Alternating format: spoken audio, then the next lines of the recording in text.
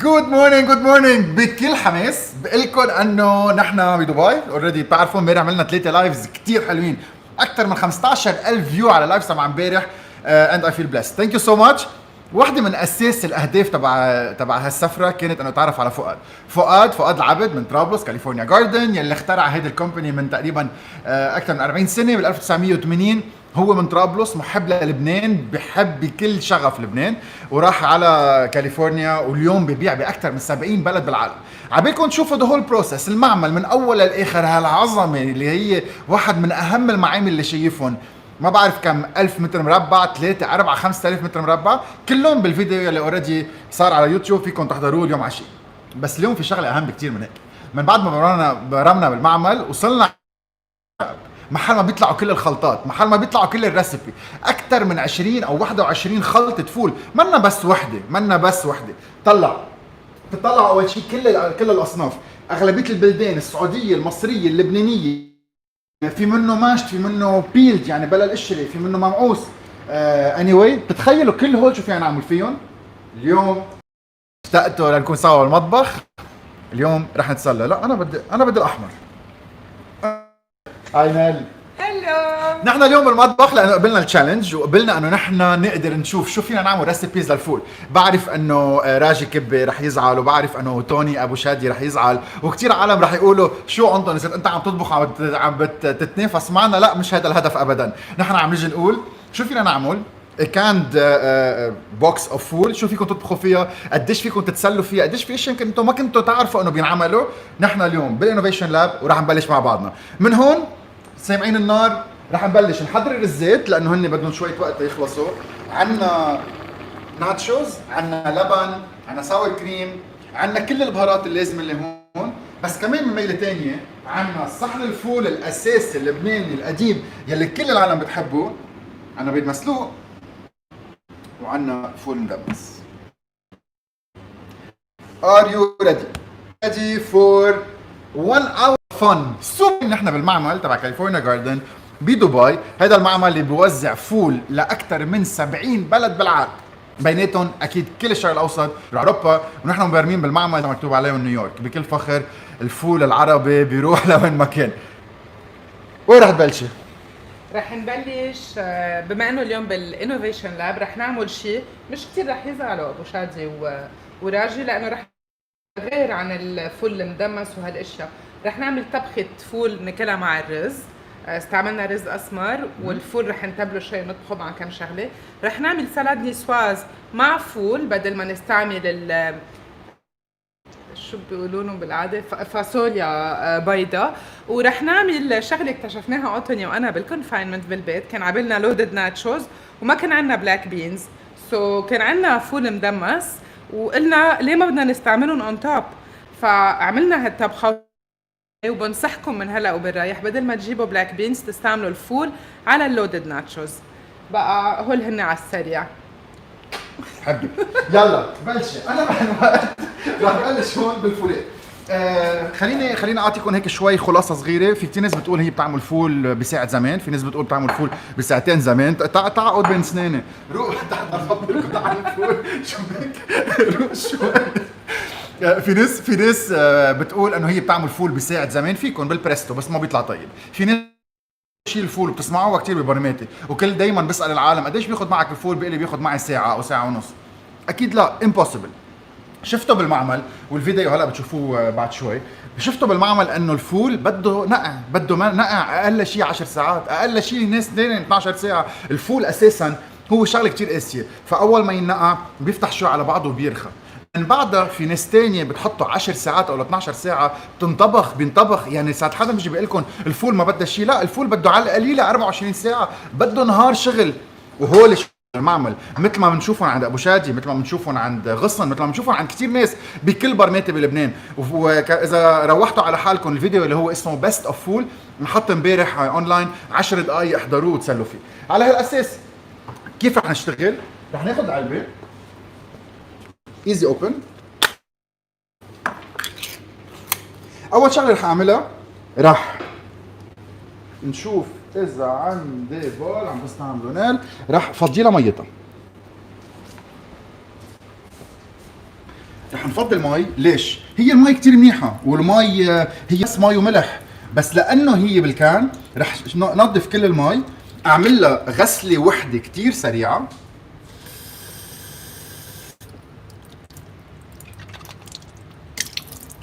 وحدة، ارجع زد لها مي على قدها وحطهم دغري سوري لازم تفتحيها حياتك. لا ما هو ذا بوينت انه ما وحطهم دغري بالطنجره يلي ضيعناها، بالطنجره الكبيره. رح اعمل الي والك، بنحطهم دغري بالطنجره الكبيره وبيروحوا دغري على النار. فيك تحرق ايديك وتشيل الرز عن النار. خلصوا؟ ايه اوكي يلا دقيقه. مثل ما شايفينهم حبه كامله، نضفنا لهم ميتهم، حطيناهم بمي ثانيه، وهلا بنروح دغري على النار. رح افتح 3 علب هيك، ما بنرجع بنعيد البروسس عن جديد مره واثنين وثلاثه واربعه، وبنرجع نستعمل منهم انا ونال. هيك تنشيل الرزات، تاكدت من طعمتهم.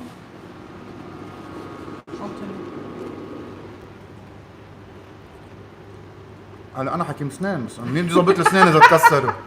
عن جد ما انت علمتني انه الرز لما بيعمل بخويش ايوه يعني خلص. بس هاي بتكون الطنجره مسكره حياتي، بس نحن بلا مسكره، فبنزيد له شويه مي، وهيدي منا سخنه مع بعضها. رح اوكي نزيد شويه مي، هالشيء اللي ممنوع ينعمل. او ماي جاد، اذا امي شافتني او ستي، ممنوع تزيدوا مي على الرز، ممنوع، اوعى تعملوها بحياتكم.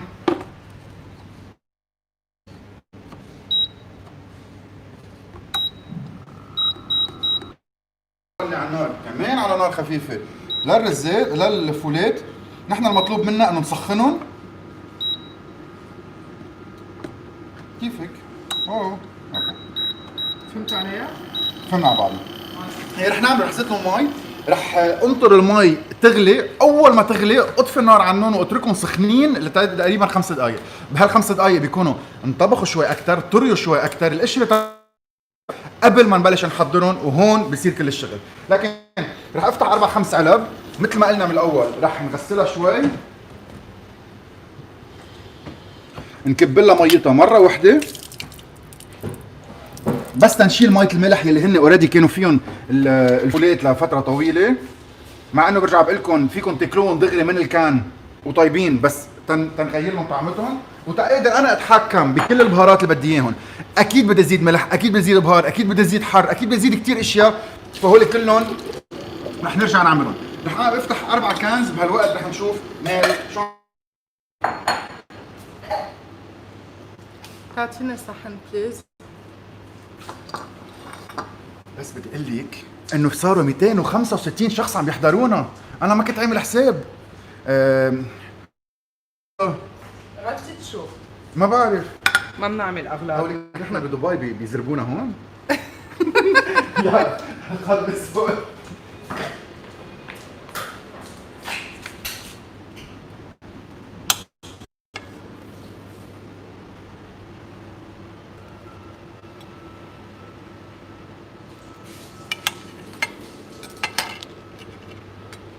عم نعمل مثل السلاد بيسواز.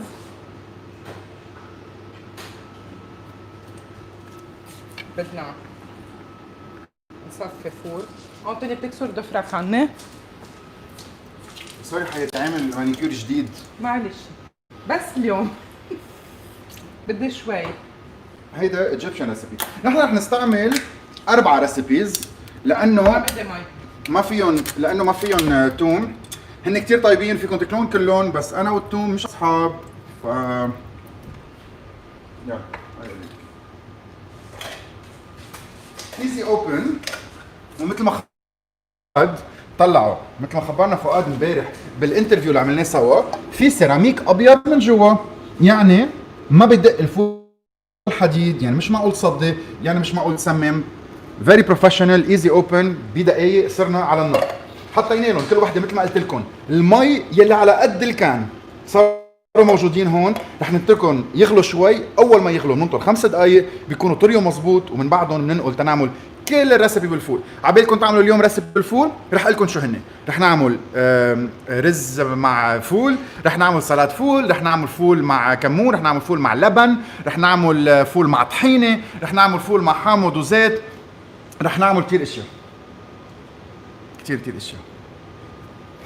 وحرقنا الزيت بعتقد عن جديد. ما فيني شوف فين الزيت. لا بعد الميات مزبوطين. مزبوطة مزبوطة. شو؟ الرزات. all good؟ الرزات. يلا يا حياتي بعد. لا مش بعد لانه ما المي جوا. اي مي. فيك تضلك بشغلتك؟ طيب ما بدي اطبخ. لا قصيت هيدا البيض، اوكي. اوكي. هلا فيك تزيد على السلاد مايس مثلا؟ لا بدي ايه عم بفتش على الميس. هون. اوكي. عم شيل المي دقيقة. ما لازم اخلط الرز. سوري عم بعمله غلط كثير، منه ريزوتو عن جد سوري. بس ما عندي غطا للطنجره فما عم بيعشق المي. ريلي سوري. اول شغله عملناها هون مثل ما شايفين سلاد، حطينا الفولات مثل ما هن، كل حبه بحبتها. خليني بس فرجيكم حتى لو زعبرنا اخذناها مسقعه، ما طبخناها، ما سخناها، طريه مستويه، قشرتها ما حسيت فيها، ريدي تو ايت، دغري بقلب السلاد. فوالا يا حيه بيوتيفول. مش معقول الكون ها؟ شوية بندورة هلقينا على الوجه.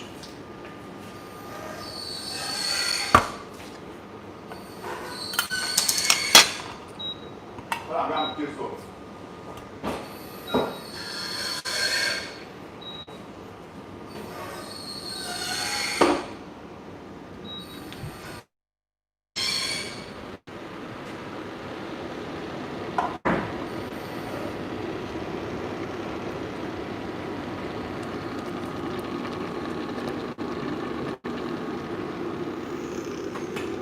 يعني رزتنا قلنا رح ياخذوا معنا نص ساعة، طلع مظبوط. رح اول نار شوي، اكيد احسن مع نار غاز وهيك، بس بتعرفوا نحن بمعمل، بالمعمل المزح ممنوع.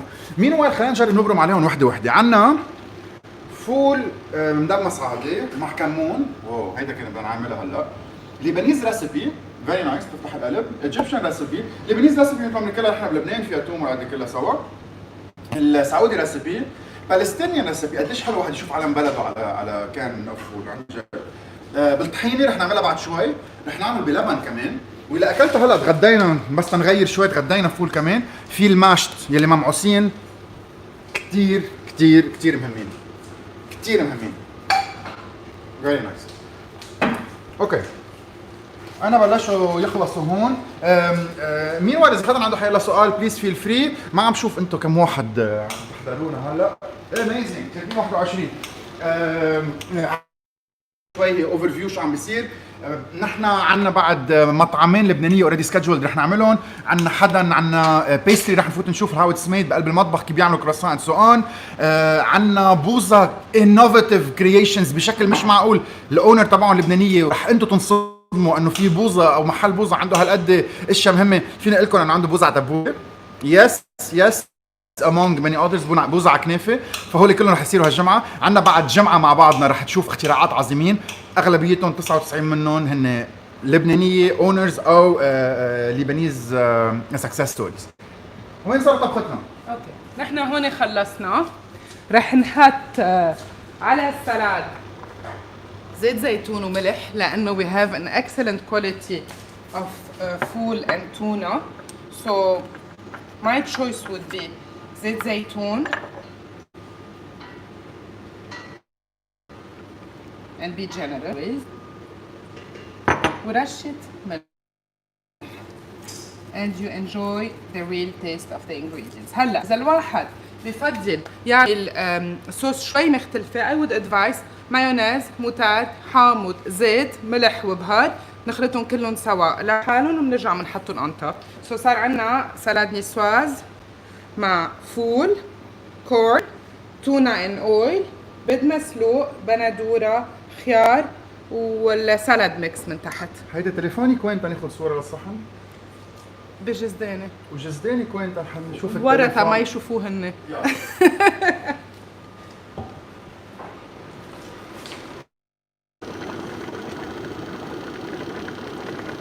مش حالة الزيت؟ I think so. مش حالة الزيت.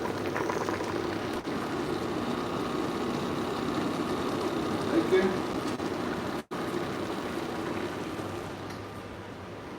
اوكي، شو رح نعمل بالريسيت؟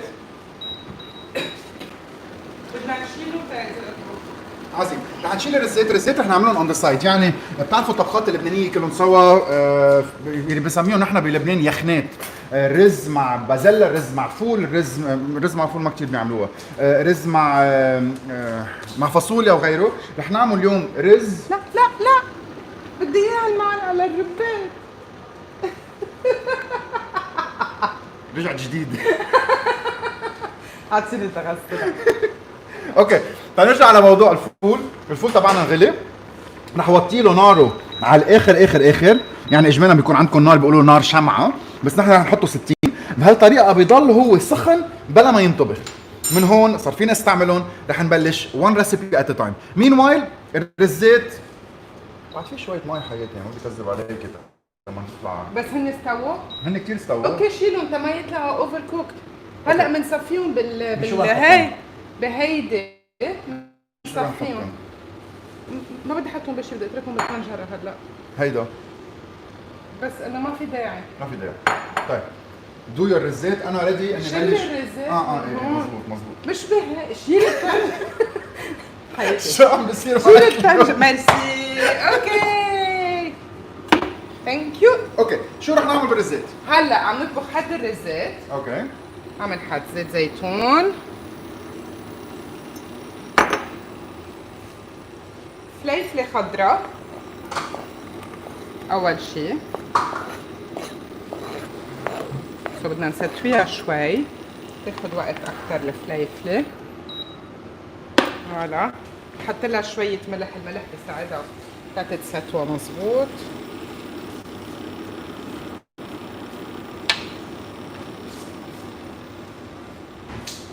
شويه حار. انت اوعى تحرقي لنا الغدا.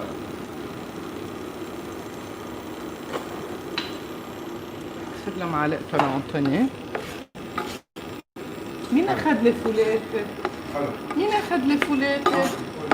لا انا فتحت الفول المصري لإلي، مين اخذهم؟ اهم شيء يا قلبي انت ميرسي. بس ما تجي صبيهم جوا، شو بيقولوا عنا الجماعه. طيب صار دوري، فيني انا اشتك شوي كاميرا؟ انت خذ الكاميرا قد ما بدك، انا بدي شويه وقت. بدي شويه وقت، يلا. Yes. انا رح ليش بالفول. مثل ما قلت لكم حنبلش اول شيء. خليني اعلمكم معلوميه كثير صغيره، ساعات تستعملوا صحن للفول ولا مره تغيروه، يعني ولا مره تستعملوا الفول تشتغلوا فيه وترجعوا تفضوهم بصحن ثاني، لازم الاغراض تعشق بعضها، لازم هيدا الصحن كله سوا يطرطش، لازم يكون فيه كل اللي عندي كل الشغل. اذا حطيتوا فول وعملتوهم رجعتوا فضيتوهم بصحن ثاني، عفوا صحون، فضيتوهم بصحن ثاني، اساسا الصوص اساسا البهارات رح يضلوا باول واحد، فنحن رح نشتغل صحن بصحنه، عندها 4 صحون، 4 ريسيبيز ببلشوا هلا بطريقه كثير سريعه، وحده ورا الثانيه. رح حضر بس الحامض ونحن بنكون جاهزين نبلش. للي بيحب البصل اكيد في زيت بصل. هلا عم نزيد البندوره طازه، رح نطبخ البندوره الطازه والفليفله سوا، نرجع بنزيد لهم الفول، رب البندوره، وبمية الفول رح يكون عنا مع رب البندوره صوص، وبنسكبهم حد الرز، بيطلعوا كتير كتير كتير طيبين. عندك الناتشوز ما تنسى، هيدا اهم شيء كل العالم نظرتها. اكيد. اوكي، رح انا بلش ستيب باي ستيب، رح نزيح هيدا شوي.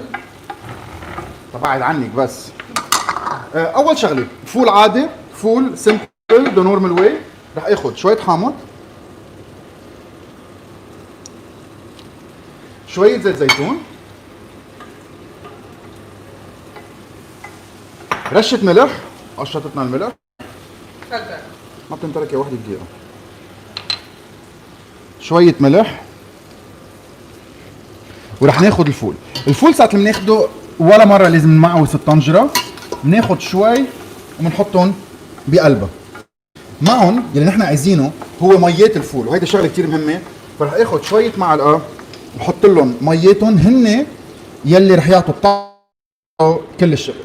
هلا في كثير ناس بتفكر انه خلصت القصة وبياخذوا الفول مثل ما هو، الفول اساسا مثل بعض عم بياكل حامضه مسكره، ما بيتاكل مسكر، لازم يتغنج شوي شوي شوي، يعني شوي شوي شوي. عندكم طريقتين، او بهيدي المعلقه او ما بدها شيء والاهين هي مدقه الثوم.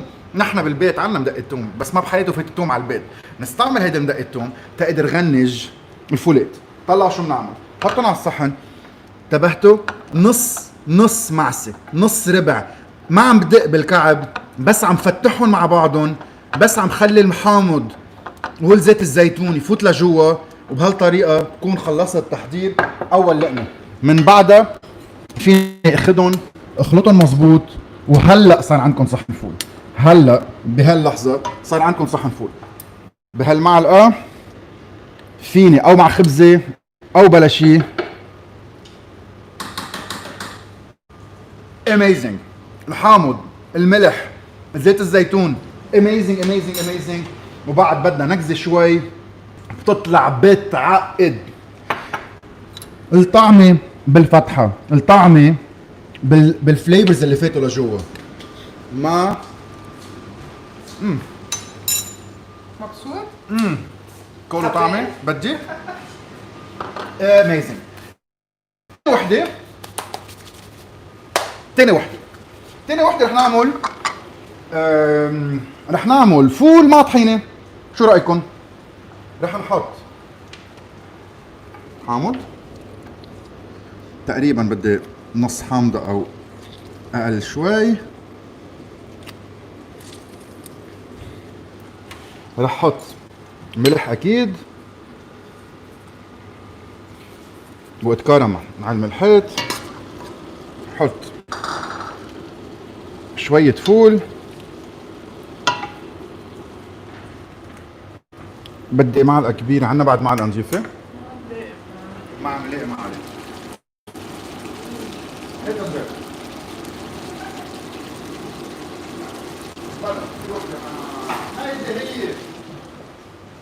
منحط مثل ما قلت لكم مية الفول شوي،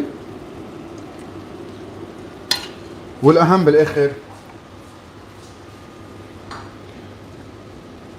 شوية طحينة. مثل ما قلنا خلطة، نكزة،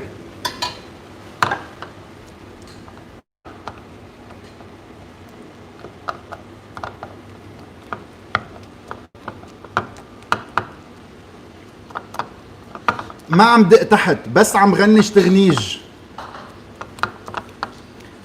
دايما الخشبه من دقه الثوم بترجعوا بتعبوها مي هون تضلها تنطفوها بين وحده ووحده، وبنرجع بنزيد نكزه مي لانه شربتهم الفولات and we mix. واو beautiful من اروع ما يكون. فيها عزبة. هي معلقة. احي معي. عندي هون وحده نظيفه. عندنا مثل ما قلت لكم شويه طحينه. انتبهتوا؟ طحينه شوي، حامض، يعني بالشوم ما زدنا زيت زيتون. اهم شيء كرم بزيت الزيتون، اهم شيء الكرم بزيت الزيتون. حياتي نعم. I am impressed by my skills.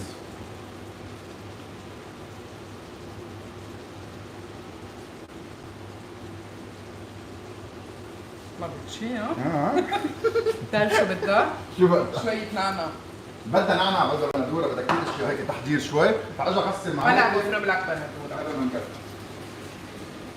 هلا هون عم نحضر الناتشوز. سوري عم نحضرهم هيك بس مجبورين نستعمل الميكروويف. بالبيت بتحطوا الناتشوز بحالة صينية بتفوت على الفرن، بتغطون بموتزاريلا وتشيدر تشيز. هلا رح فرجيكم شو رح نحط on top. كان بدهم جبنه شوي اكثر بس انه ما عندنا كثير. رح نعمل ثالث صحن رح نعمل فول مع اللبن. طلع اللبن اذا نحط له حامض بيفصل على بعضه. سو رح ناخذ نحن اللبن يلي هو هون لقينا يوغرت يعني، وتما يفصل على بعضه وتما يطلع طعمته كتير دايري، رح نزيد له شوية طحينة تنعطيه الطعم اللازمه. اكيد ملح وفول.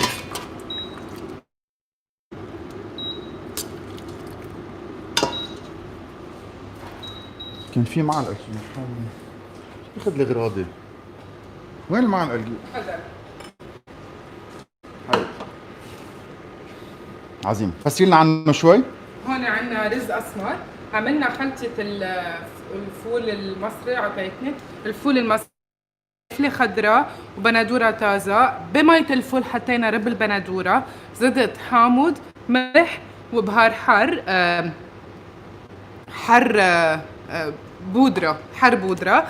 ستويتهم على النار، ورجعنا سكبناهم على الرزات، وإذا بدك عصرة حامض فيك تزيد. بدي لنا إياهم؟ اكيد انت.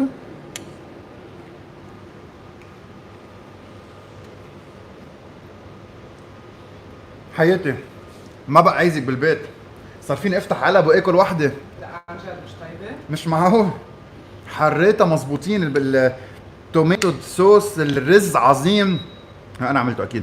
الفلفل توب توب توب. بس أنا بدي أقول بيرسونلي بفضل إذا بدكم تزيدوا بصل عليهم تزيدوا بصل أخضر. سخنه.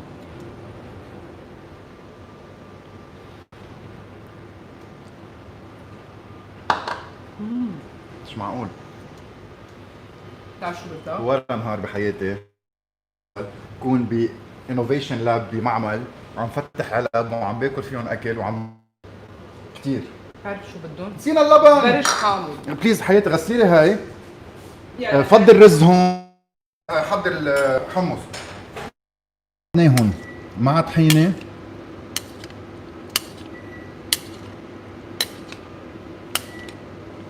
وينك يا ابو شادي؟ تعملنا صوت الحصان. شو بدك تغسل لك؟ بدي الطنجره تبع الرز، بس حط الرز بقلب الجوت. هلا هول بننظفهم. كثير زيت زيتون. ومن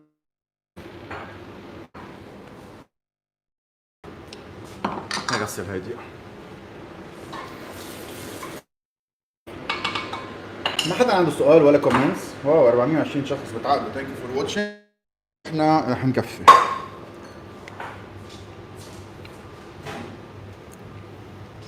بليز تعي دوقي تما يفكرونا عزيز. بليز تعي دوقي. حيني بدها هيدا التشيلي بيبر. يس. بدها شوية حر أكيد. عصرة حامض. وبدها أكيد كمون. لا ما بدها حامض. في لبن. ما كنت عم بتبع من الأول. كمون وحر. قربي قربي قربي قربي يا حياتي قربي. هلا على كل شي فول عم ناكله انت رح تنام حد بالليل على شي؟ بعد شوية حر. أطيب من هيديك بالنسبة لإلي. عم ناكلهم بلا خبز، مع انه في خبز كتير طبيعي وفريش، بس بلا خبز. I'm sorry for the mess. اعطونا دقيقة تنظيف. مين واي شوفوا حياتي انترتينمنت. إذا بدكم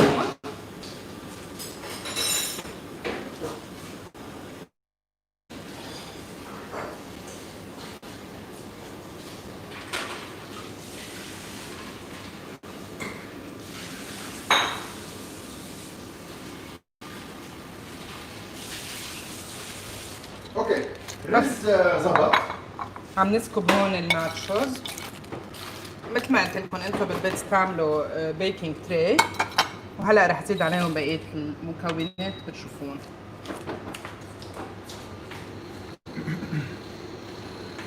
انا بهذا الوقت بدي اعمل I need ready to eat chickpeas not peas. chickpeas ready to eat chickpeas. بدي وحده بعد ready to eat chickpeas. هلا اوكي دونك رح اعمله كمان. رح فاضي لهم ميتهم. بدي اثنين. هيدا عم تمشي وحده.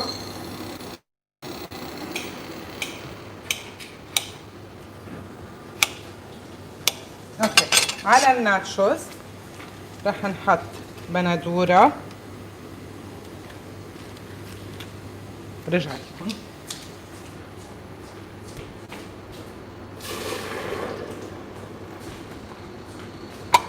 فليفلة.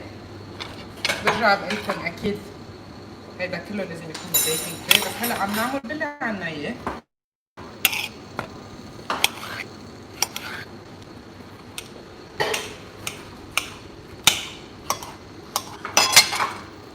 واكيد الجبنه لازم تكون اكتر من هيك، بس عم بعطيكم فكره شو معقوله تعملوا. عنا هون هالابينيوس،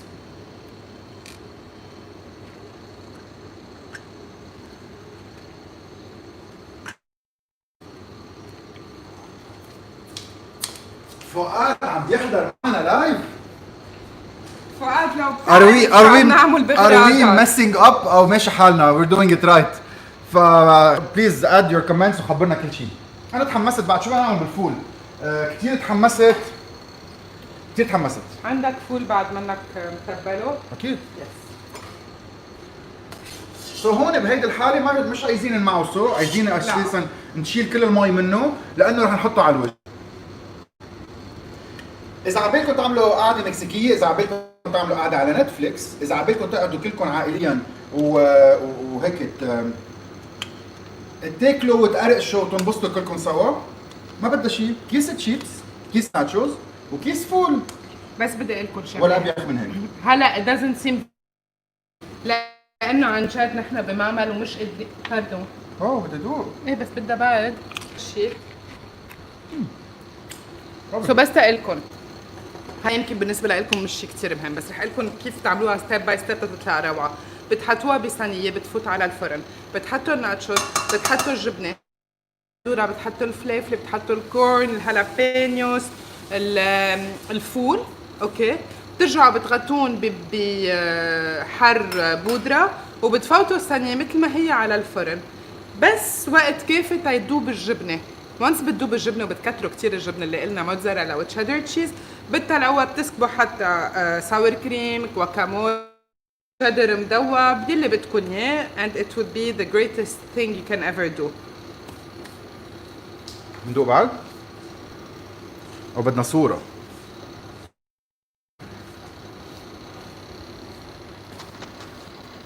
هيدي التليفون اكل زيت، ميرسي اكل حياتي. فول، ميرسي. اكل حار، عم بلمع تلميع وكثير مبسوط. بس لحظة، هي أهم شيء أنت هو بده كزبرة. سوري.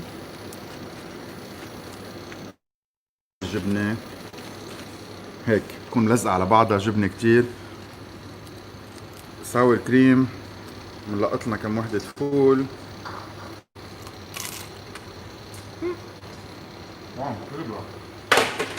اوكي.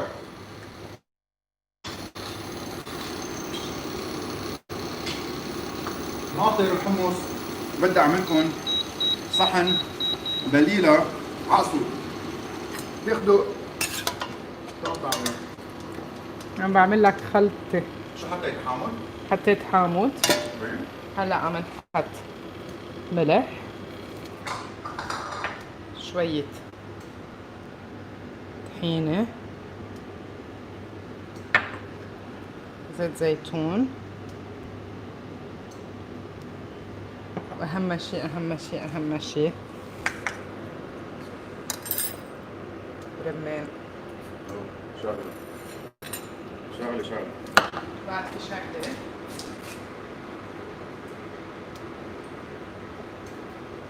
جايلكم. مينوايل ما تركت لي معلقة، ما تركت لي شيء اقدر اشتغل فيه. مين اخذ؟ بننظف هاي.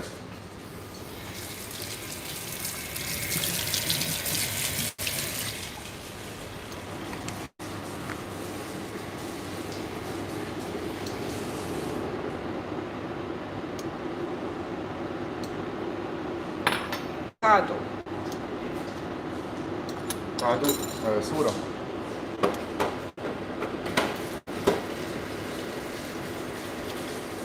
بس حالي ولد صغير كل ما يطلع ايديك يمسح بحاله. بس بدي اقول لكم شغله، بما انه نحن بيناتنا وما في حدا غريب هي بدها دبس الرمان بس نسينا نجيب دبس الرمان، سو كمان عصرة دبس الرمان يعني انتيم.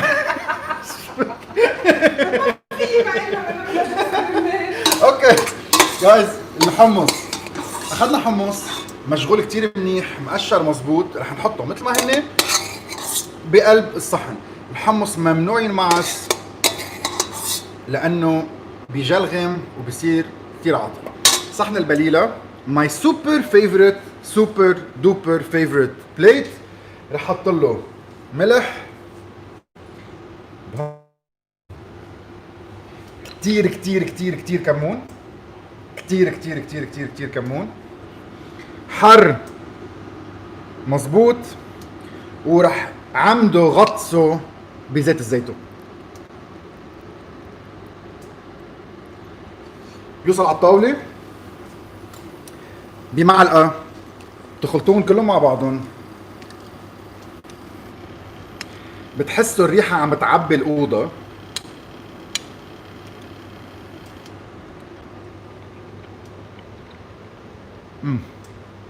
وبتاكلوا شيء ولا أروع ما يكون.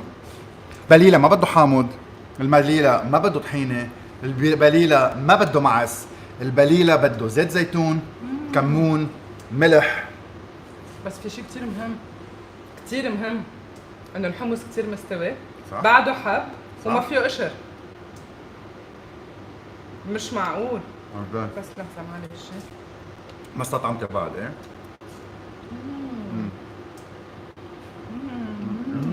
اوكي. ميرسي حبيبي. طيب شو عنا بعد؟ عنا هيدا. ما كنت نمت بالاوتيل اذا ما دقته. انا نازلة تشوف. بس هيدا صرنا ساعة بنقول لهم لازم تمعصوا الفول، نسيتها يمكن او لا؟ لازم ناكله هيك. لا هيدا لازم يتاكل هيك. رائع. رائع رائع. I love it. خلصنا؟ بده نقطة دبس الرمان اللي مع النية. صح. نحن من هون بنكون خلصنا، بس تقلكم انه اغلبيه الخلطات موجودين، في عندكم اكثر من 20 خلطه موجوده، في بطحينه خالص اوريدي، عندكم مع حمص وفول مخلوطين، عندكم بيلز، عندهم غيرهم، فينا اقول لكم انه تجربه اليوم فول كاند سيم فليفر سوبر انجويبل، انبسطت كثير بالرز، كثير انبسطت بالرز وبهالطبخه يلي بتخلص. اهم شيء نعرف قديش هالشيء صحي. صح. قديش هالشي مهم تعميل اولادنا. يمكن الاولاد ما يتقبل فل المدمس العادي، بس اذا تعميتون مع رز انا اكيد شويه صوص طماط حيلا شيء تيعملوا شوي كيدز فريندلي اكثر. قديش مهم هالشي تعميل اولادك، قديش صحي. السر الكبير، السر تبع كل شيء، السر الاساسي تبع كل شيء خليني ارجع اذكركم، هو الفول اساسا اللي هو جاي من استراليا، هاي كواليتي، مطبوخ مزبوط، منقوع 12 ساعه، مطبوخ اكثر من 10 ساعات. بس السر الاساسي هو هاي، السر الاساسي هو التغنيج، السر الاساسي هو تفتحوه كله سوا، السر الاساسي هو تحطوا له حامض على ذوقكم، زيت زيتون اصلي مثل ما بيسموه عنا بلبنان، مش زيت نباتي، وتحطوا له كل البهارات اللازمه يلي هي بتعطيه الطعمه وبتعطيه الحياه. صارت لكم عندكم صحن فول دائما معصوه شوي، زينوه من بعد ما تحطوا له كل البهارات اللي بدكم اياها، زينوه بالنص بشويه حمص على الوجه، خلوه يحكي. وبصير عندكم مش معقول، بصير عندكم اميزنج فليفر، روعه. بحياتي مش اكله حمص هيك. فيني اقول لك انه هيدا اطيب واحد يلي هو مع طحينه ومع لبن، وانا مبسوط وانجوينج ات. انا بس شفقان عليك كل حالك. ايه حسيتك. ثانك يو فور واتشينج، ان شاء الله تكونوا انبسطتوا بالكوكينج سيشن تبعنا اللي ما كنا متخيلين نوصل على دبي تنعمل كوكينج سيشن. نوعدكم الله راد ابتداء من الشهر الجاي بنرجع على مطبخنا بالبيت وبنعمل اشياء سبيسيال واشياء جديده واشياء غريبه تنسليكم ونتسلى. ومن اجمالا كنا خلصنا، كنا قلنا من احلى بلد بالعالم لبنان بنقول لكم باي، نحن بنقول لكم من احلى شعب بالدنيا هو اللبناني بنقول لكم باي، وبنرجع بنلتقى قريبا بحلقه جديده. نحن برمتنا بدبي بتكفي از اوف تونايت وبكره اند اون جوينج تنتعرف على كل اللبنانيين سكسس ستوريز في مطاعم لبنانيه ومطاعم لا. كثير مبسوطين كلهم الناس بتعقد هون، وان الله راد باحد الجاي بنكون رجعنا على لبنان وبنكفي على الضيع. ثانك يو اجين اند جود باي. باي. هي الي